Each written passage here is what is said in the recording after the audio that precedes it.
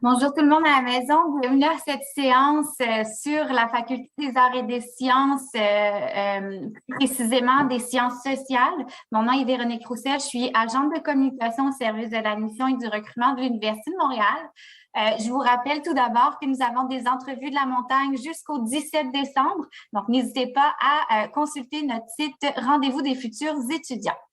Avant de commencer, je dois vous partager quelques petites précisions. D'abord, votre micro et votre caméra seront fermés tout au long de l'entrevue, qui va durer environ 15-20 minutes.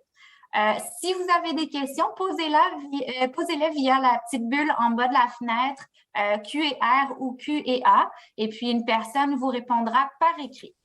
Avant même de commencer l'entrevue, je vais laisser mes invités s'introduire. Donc, je commencerai avec Marilyn. Bonjour Marilyn.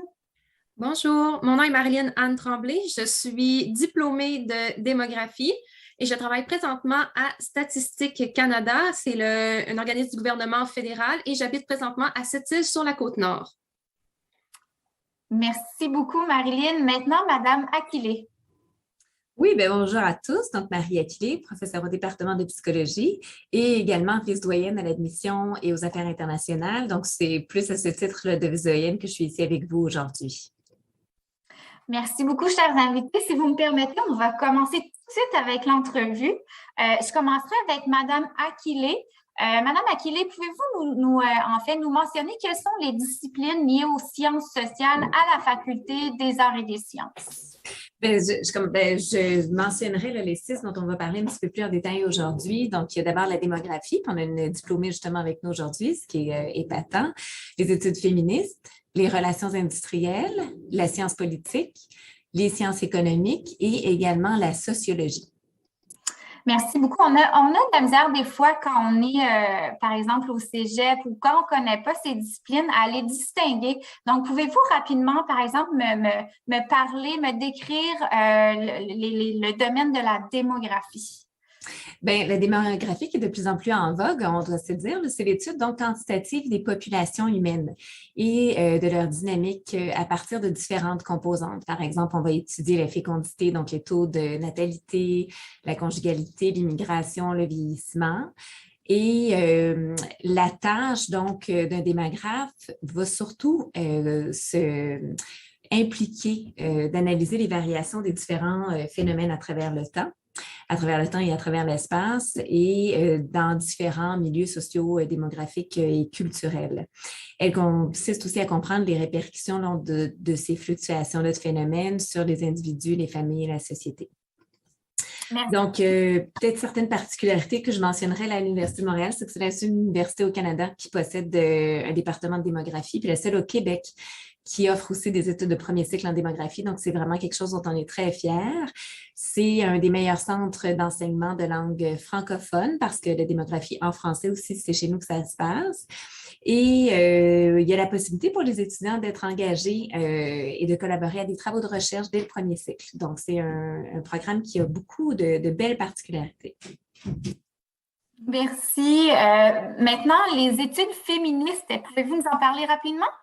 Oui, donc c'est une mineure. Donc, c'est 30 crédits et il s'agit de dispenser donc des connaissances qui sont surtout axées sur les différents courants, les pensées, les mouvements féministes à travers le monde actuellement. Donc, c'est très interdisciplinaire comme formation. Puis, on examine donc toutes les dimensions des genres, sexualité sous l'angle des rapports sociaux notamment.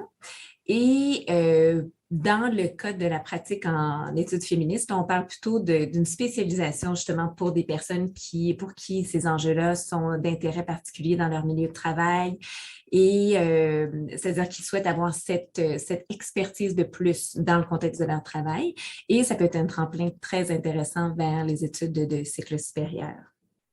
Et donc, dans notre, par rapport à d'autres programmes, par exemple, ce programme-là en particulier accorde une place importante à tout ce qui est pluralisme dans les approches d'enseignement, à l'inclusion de thématiques de genre, de sexualité dans les enseignements.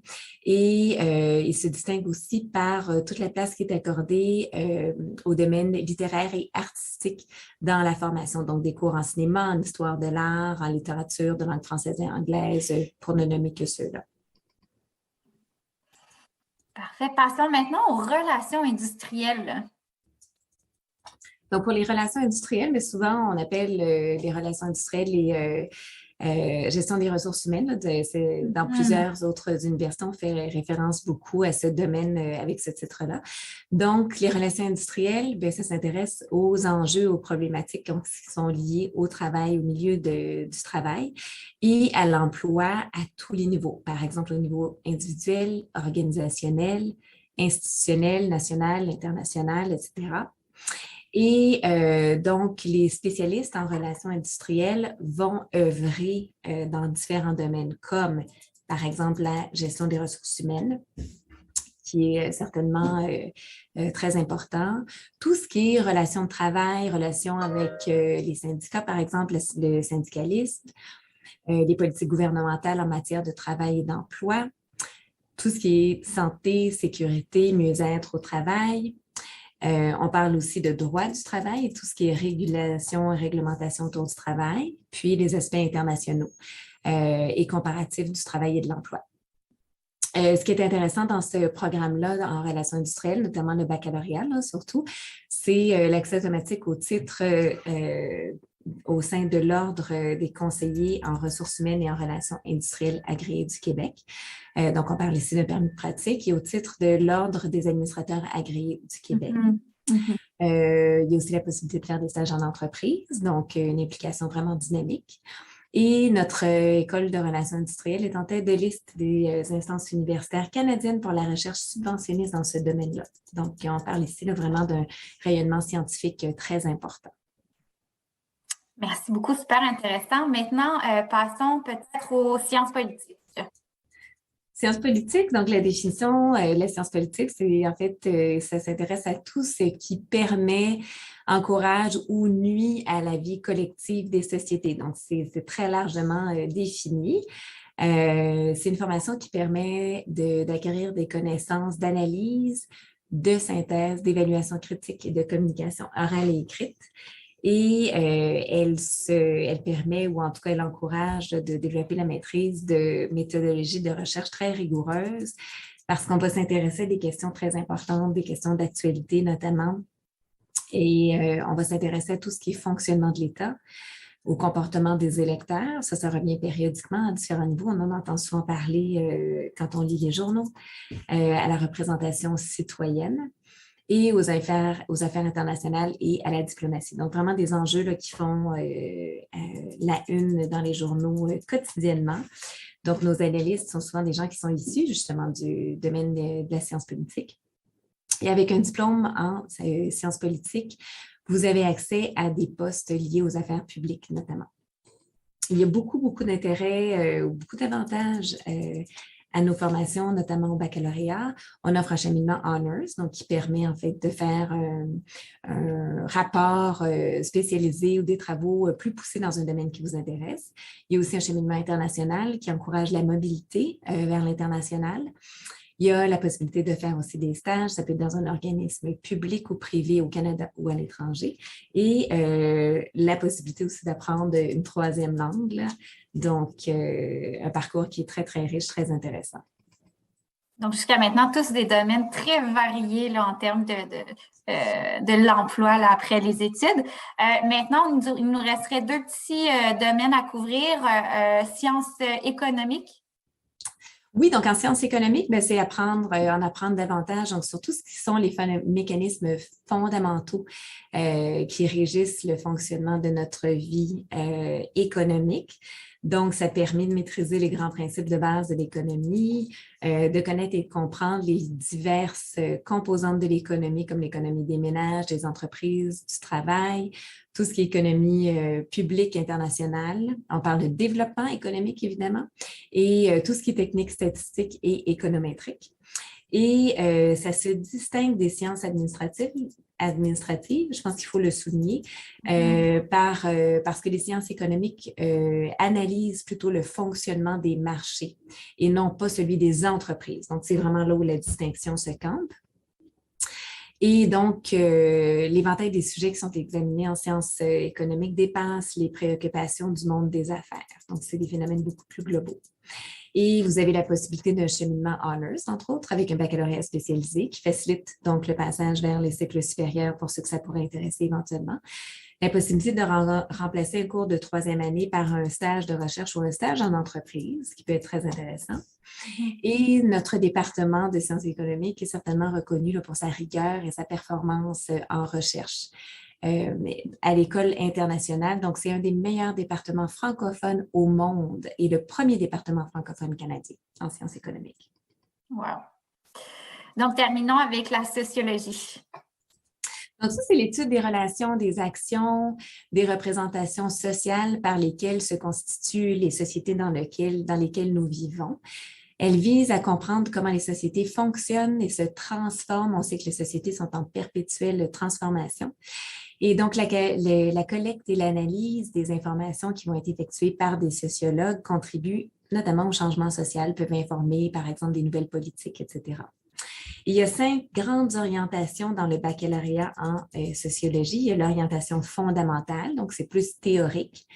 Il y a l'orientation relations ethniques, immigration et racisme, donc tout ce qui sont les phénomènes, les changements sociaux liés à la forte immigration. Il y a l'étude des populations qui est offerte en collaboration justement avec le département de démographie dont on a parlé en premier. Il y a l'orientation santé et société qui initie aux approches sociales et aux approches de la santé et de la médecine. Et il y a finalement l'orientation féminisme, genre et sexualité qui permet d'approfondir les enjeux féministes dans notre monde contemporain. Donc, les options professionnelles ensuite sont très variées et je soulignerai là, certains des avantages de notre département de sociologie et le fait de compléter des études dans ce département, mais la possibilité encore de faire un stage en milieu de travail ou en milieu de recherche ou encore de poursuivre un cheminement international. Je pense que de manière globale, on pourrait dire de la faculté là, qu'on encourage beaucoup justement cette ouverture vers le monde et la possibilité là, d'aller faire une mobilité vers un milieu international. Il y a la présence d'une passerelle aussi d'ECBAC, donc ça permet d'accélérer le cheminement universitaire pour ceux qui ont déjà une technique collégiale en sociologie. Et finalement, l'Université de Montréal figure parmi les 100 universités par excellence au monde en sociologie, selon la firme britannique, le QS, dont on entend souvent parler. Donc, encore là, je pense que c'est un fleuron de fierté pour nous, le département de sociologie. Effectivement, merci beaucoup pour ces informations là, de nous éclaircir sur en gros ce que c'est en fait finalement étudier dans ces domaines-là. Donc, j'aurais maintenant une question pour Marilyn. Marilyn, peux-tu nous dire, toi, ce qui t'a attiré vers l'UDM, vers ton domaine d'études? Oui, bien sûr. D'abord, moi, je viens du Saguenay, je viens d'une petite région et je voulais partir de chez moi. Je voulais aller découvrir Montréal, la grande ville. J'avais beaucoup de grandes aspirations. Et l'Université de Montréal, c'est une très belle université, l'une des meilleures universités au Québec. Donc, moi, j'ai été attirée vers cette université-là parce que je savais que avec l'Université de Montréal, sur mon CV, je n'aurais pas de difficulté à me trouver un emploi. Donc, c'est pour ça que ça a été mon premier choix. Et ensuite, pourquoi j'ai choisi la démographie? C'est que j'étais d'abord inscrite en sciences économiques et dans le cadre d'un cours au choix, j'ai choisi le cours de démographie. Je ne savais pas c'était quoi. Et le premier cours, quand le professeur a commencé à parler et à expliquer qu'est-ce que c'était la démographie, je me suis dit, wow, c'est ça que je cherche, c'est ça que je veux. Donc, j'ai fait la transition et je me suis inscrite en démographie et je ne regrette pas mon choix parce que ça m'a permis de voyager dans le monde, de faire des stages, des séjours de recherche en Europe et même de compléter une maîtrise en Europe que je viens tout juste de terminer. Donc, je recommande fortement l'Université de Montréal et le département de démographie. Merci beaucoup, Marilyn. C'était super intéressant. Maintenant, j'aurais une question pour Madame Akile Selon vous, quelles sont les qualités, les compétences que devrait posséder un étudiant pour entreprendre des études dans ces domaines-là de sciences sociales?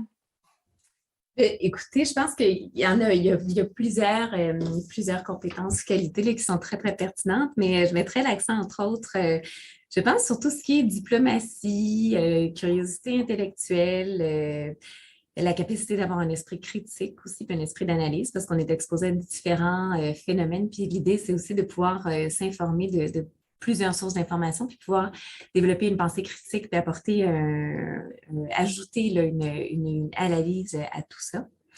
Je pense que tout ce qui est aussi facilité à communiquer, puis à écouter l'autre, c'est très, très important. Et ça prend, je pense, beaucoup de rigueur. Ces domaines sont tous des domaines qui reposent, entre autres, sur des analyses de données, qui s'informent beaucoup de la recherche. Donc, je pense que c'est important d'être très rigoureux dans son approche, puis rigoureux aussi dans la lecture là, des différents phénomènes ou des différentes données qui sont à notre disposition. Donc, je nommerais ceux-là. C'est sûr qu'il y a d'autres qualités qui sont aussi importantes, mais celles-là, je pense que sont quand même représentatives là, de ces différents domaines. Intéressant. Faisons le pont avec Marilyn. De ton côté, en fait, toi, quelles sont les compétences que tu as développées qui te sont utiles aujourd'hui, autant dans ta vie personnelle que professionnelle? Dans ma vie personnelle, étudiant en démographie me donner confiance en moi. On est tellement un petit programme que les professeurs, ils sont là pour nous, ils sont là pour nous supporter quand on a des difficultés, mais aussi pour nous encourager à toujours pousser plus loin, à toujours faire mieux. Ils vont nous encourager à continuer les études supérieures. Ils vont nous recommander pour les emplois, pour les stages. Donc, moi, être soutenue comme ça m'a vraiment donné beaucoup de confiance en moi. Et pour ma vie professionnelle, le programme de démographie développe des compétences qui sont extrêmement recherchées sur le marché du travail en ce moment. Donc, on a des cours de programmation, des cours de statistiques qui font en sorte qu'on peut intégrer à peu près tous les emplois qu'on veut, n'importe quel domaine qu'on recherche avec le programme de démographie. Toutes les portes nous sont ouvertes en ce moment. Merci beaucoup, Marilyn. C'était super intéressant. Maintenant, Madame Akile, pouvez-vous nous parler des projets, des actions menées dans ces disciplines-là de votre faculté qui ont un impact dans la société? Bien oui, certainement. Là, je me suis prise des petites notes. Là, j'ai sondé un peu les collègues à cet égard, mais je commencerai peut-être par les relations industrielles. Bon, il y a plusieurs de nos chercheurs là, qui collaborent, entre autres, avec des ministères, des commissions, des entreprises, etc. Mais je mentionnerai, entre autres, les travaux d'une de nos chercheurs, la Tania Saba. Elle s'intéresse beaucoup là, à tout ce qui est travail hybride, retour au travail après le temps de pandémie. Donc, c'est quelqu'un dont l'expertise est vraiment mise à profit. Donc, son expertise en relations industrielles qui est vraiment mise à profit pour comprendre justement ce mouvement de retour au travail, puis cette transformation-là incroyable qu'on a subie et qui va devenir pérenne. Là. Certainement, le milieu du travail ne sera plus jamais le même après ce qu'on a vécu. Donc, ça, c'est un bel exemple. Un autre exemple, une professeure du département de sociologie, Claire Durand, certains en auront peut-être déjà entendu parler ou auront vu son nom passer dans les journaux. C'est quelqu'un qui est souvent sollicité pour faire des analyses au moment des élections, des analyses de tendances, puis des analyses aussi d'implication de différentes groupes ou strates, je dirais comme ça, le social. Donc, c'est quelqu'un dont les travaux rayonnent énormément. Puis, elle a une excellente capacité aussi de vulgarisation. Donc, ses travaux deviennent accessibles à un grand public. Et je mentionnerai en dernier, mais non le moindre, Éric Lachapelle, qui travaille sur des enjeux en économie politique et des enjeux également environnementaux. Puis, il a créé en fait une carte interactive d'opinion sur le climat qui a été utilisée lors de la COP26 qui vient de se dérouler en Écosse. Donc, encore là, un exemple de quelqu'un qui fait des travaux qui ont vraiment une pertinence actuelle, sociale, environnementale très, très forte. Là. Donc, 3 très beaux exemples, il y en aurait plein d'autres, mais je tenais à souligner en tout cas ceux-là. Je pense que ça donne une idée là, de l'aspect appliqué aussi de certaines recherches qui sont faites, des influences possibles de ces travaux. Oui, effectivement, merci. Maintenant, Marilyn, peux-tu nous dire, toi, en fait, quelles sont les perspectives professionnelles dans ton domaine d'études? En fait, décrire également ton environnement de travail. Moi, j'ai été engagée par Statistique Canada récemment dans l'équipe de démographie, qui est un très bon employeur pour les étudiants de démographie. Les finissants de démographie vont souvent aller à Statistique Canada ou dans d'autres organismes gouvernementaux, que ce soit au fédéral et même au provincial auprès de l'Institut statistique du Québec. Donc, ceux qui veulent travailler un environnement 9 à 5, c'est des emplois qui sont disponibles pour nous. S'il y en a qui cherchent plus le secteur privé au lieu de public, les banques, elles engagent des démographes. Les compagnies d'assurance, les compagnies de marketing et de sondage, nos compétences sont vraiment recherchées pour les compagnies au privé. Et sinon, si on recherche plus l'aventure, il y a des coopératives internationales qui vont engager aussi des démographes pour aller faire de la recherche sur le terrain. J'ai des amis qui sont allés en Afrique dans le cadre de leur doctorat pour aller dans des villages pour effectuer leurs recherches, ou j'ai même des amis qui sont allés en Inde pour travailler dans des organismes. Donc, toutes les possibilités sont ouvertes pour nous. Et moi, en ce moment, avec la pandémie, je travaille de la maison à Sept-Îles en télétravail. Donc, ça reste un des avantages en ce moment que la COVID a apporté. Je suis mobile, je peux travailler n'importe où au Canada en ce moment. Donc, c'est quelque chose que j'apprécie beaucoup. Merci, Marilyn. J'ai entendu tout à l'heure que tu as fait un stage. Tu l'as fait où, ton stage? J'ai fait mon stage à Statistique Canada. J'ai fait 2 étés là-bas, en fait. Ils engagent beaucoup d'étudiants pendant les études pour faire des contrats pendant l'été. Donc, c'est un très grand avantage de cet employeur. Oui, donc tu n'avais même pas fini tes études, que tu avais déjà un emploi là, qui t'attendait finalement par la suite. Donc, c'est super le fun. Donc, passons maintenant avec Madame Aquilé. Si vous aviez un mythe à défaire par rapport à ces études-là, ces disciplines-là, qu'aimeriez-vous passer là, comme message? Que ces disciplines, des fois, on a l'impression que le taux d'employabilité qui est lié va être très bas ou va être très faible. Puis c'est faux, en fait, parce que, bon, je pense qu'on a déjà eu un exemple vivant là, de la démographie, mais si on regarde les statistiques en sociologie, il y a 87% des diplômés qui jouissent d'un emploi à temps plein qui est relié à leur domaine d'études. Il y en a surtout un pourcentage aussi qui poursuivent après ça au cycle supérieur, il ne faut pas l'oublier. En relation industrielle, c'est 95% des bacheliers qui ont un emploi et qui est également lié à leur formation. Une formation d'économiste va donner accès, par exemple, à des possibilités d'emploi dans le secteur public, dans les services aux entreprises, dans le domaine des finances, dans le domaine des assurances. En sciences politiques, également, les possibilités sont presque infinies. On retrouve des politicologues dans l'administration publique fédérale. On en retrouve dans les médias, dans les firmes de relations publiques, dans des postes en diplomatie, coopération internationale, ce qui peut être extrêmement intéressant, puis aussi dans des firmes conseils ou des maisons de sondage. Si on regarde en études féministes, une carrière pourrait mener, par exemple, à la création des postes en création ou à l'information en lien avec des thématiques liées aux études féministes. On pourrait justement occuper un emploi où on devient un spécialiste de ces questions-là. Et donc, ça devient, en fait, dans ce cas-là, je rappelle là, que c'est comme une valeur ajoutée, une expertise particulière qu'on ajoute ou qu'on combine avec un autre type de formation. Donc, vraiment, des débouchés nombreux et très intéressants pour nos diplômés. Oui.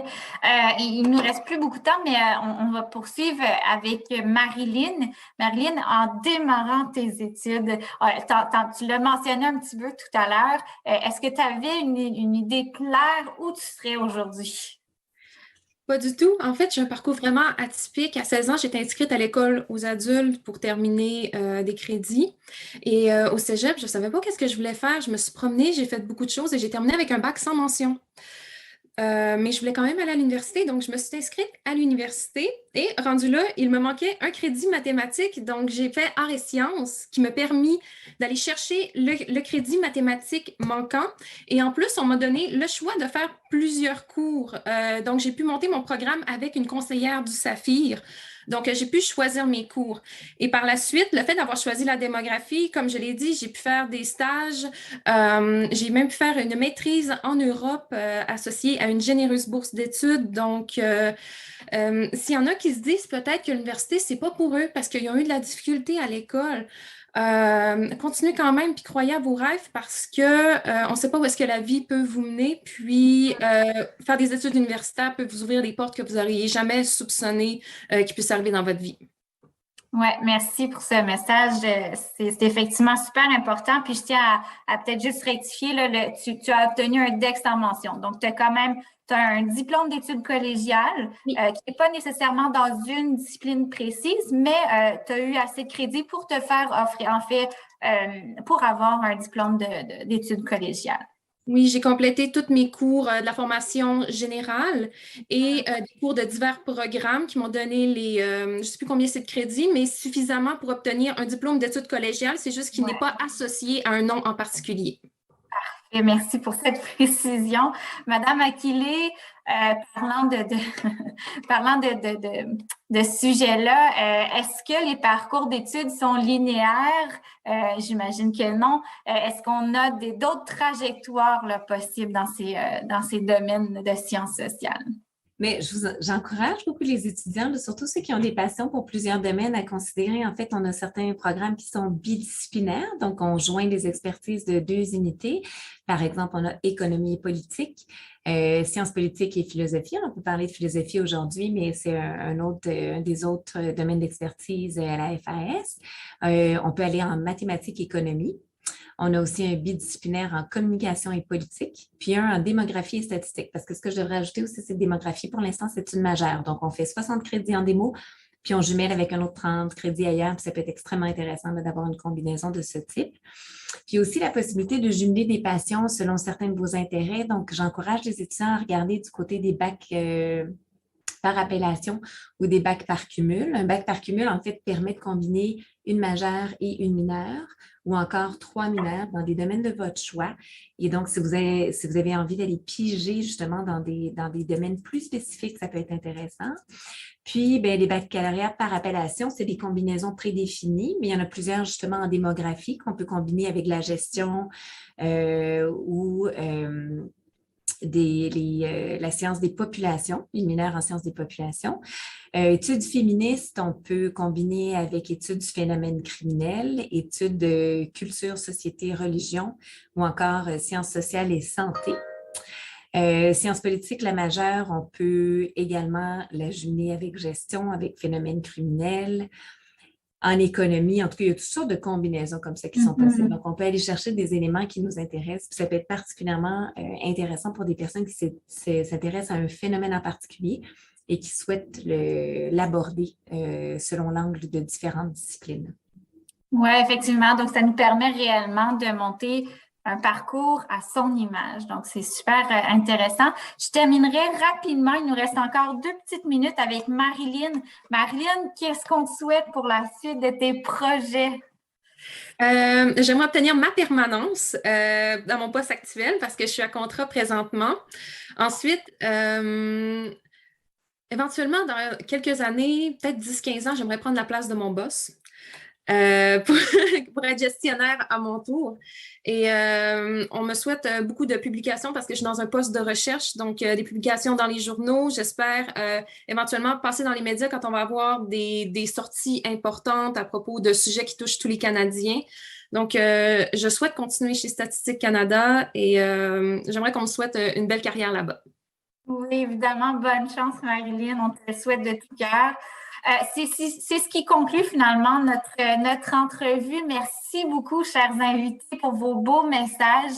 Merci aussi à la maison de votre attention. L'entrevue sera disponible sur la page vidéo sur demande. Encore une fois, nous avons des entrevues de la montagne qui se poursuivent jusqu'au 17 décembre. Cet hiver, vous aurez la chance d'en apprendre plus sur les différents programmes. Donc, on vous offrira finalement des séances sur toutes sortes de programmes. Vous pourrez échanger, entre autres, avec les représentants de programmes pour poser leurs questions. Donc, en attendant, suivez-nous sur les réseaux sociaux, donc Instagram, en fait, le compte umontréal.futurétudiant. Et puis, encore une fois, revisionner l'ensemble de nos séances sur la page vidéo sur demande. Alors, merci beaucoup tout le monde. Merci, chers invités, et à bientôt.